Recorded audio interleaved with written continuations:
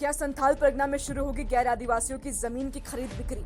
झारखंड में भूमि नीति और खासकर संथाल परगना में गैर आदिवासियों की जमीन की खरीद बिक्री को लेकर केंद्र सरकार ने बड़ा रुख अपनाया है। गृह राज्य मंत्री नित्यानंद राय ने गोड्डा सांसद निशिकांत दुबे द्वारा उठाए गए मुद्दे पर गंभीरता से ध्यान देते हुए झारखंड सरकार को इस मामले में संवैधानिक तरीके से आगे बढ़ने की सलाह दी है। उन्होंने कहा कि लोकसभा में नियम 373 के तहत उठाए गए इस विषय की केंद्र सरकार ने पूरी समीक्षा की। साथ ही ये भी स्पष्ट किया गया कि जमीन से जुड़ा मामला राज्य सूची का विषय है, इसलिए अंतिम फैसला और कार्रवाई राज्य सरकार को ही करनी होगी।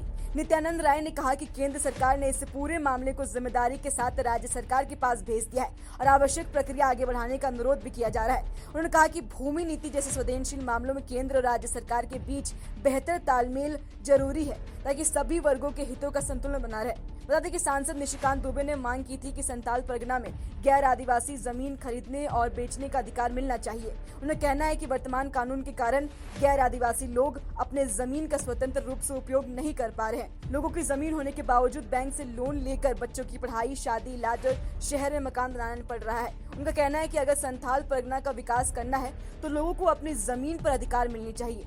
केंद्र सरकार ने यह भी कहा कि आदिवासी समाज के हितों की सुरक्षा मिलना सबसे जरूरी है, लेकिन इसके साथ ही राज्य सरकार को सभी पहलुओं को ध्यान में रखते हुए उचित फैसला लेना चाहिए।